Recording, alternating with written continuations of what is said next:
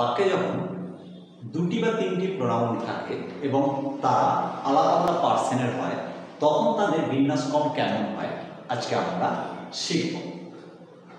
দেখো, আমরা এর জন্য দুটো রুল অ্যাপ্লাই করা হয়। প্রথমটাকে বলছি আমরা 2 3 1 আর পরেরটাকে 1 2 3।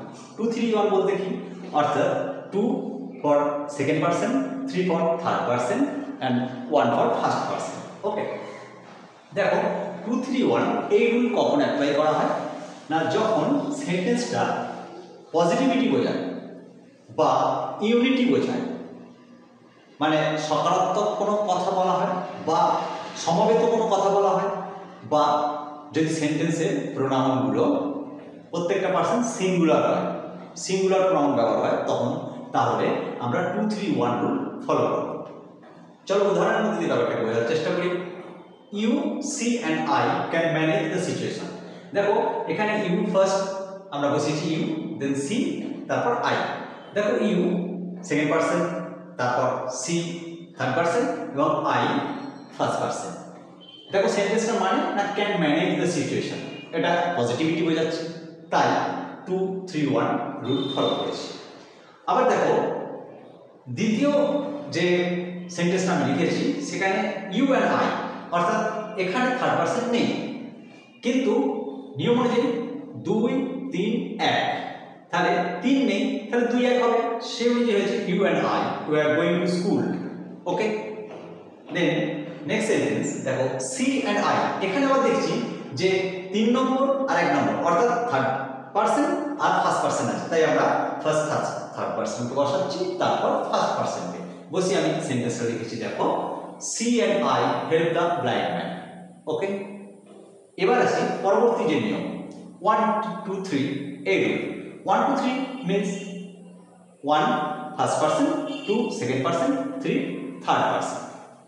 দেখো 1 2 3 রুল কখন আমরা অ্যাপ্লাই করব না, ফর নেগেটিভিটি, অর্থাৎ নকারাত্মক মানে না জাতীয় কিছু বোঝায়।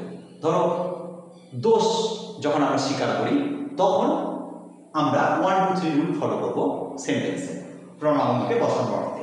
বা ডিভিশন, বিচ্ছেদ, বা যদি পার্সনগুলো অর্থাৎ প্রোনাউনের প্রত্যেকটা পার্সন মানে প্লুরাল হয় বা মিক্সড প্রোনাউন ব্যবহার করা হয়, অর্থাৎ সিঙ্গুলার প্লুরাল উভয় যদি থাকে তখন আমরা 1 2 3 রুল ফলো করব।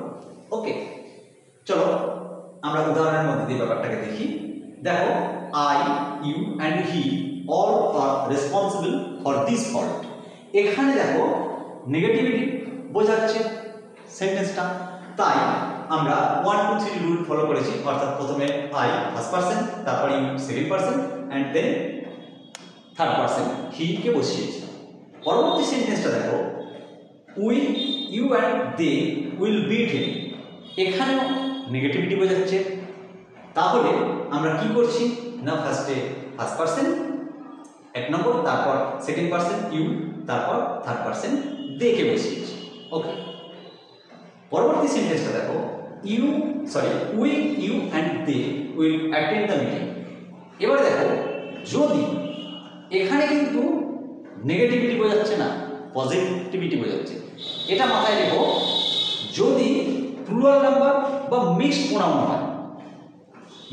হয়, সেক্ষেত্রেও কিন্তু আমরা 1 2 3 রুল ফলো করবো, তখন পজিটিভিটি বা নেগেটিভিটি এসব দেখবো না।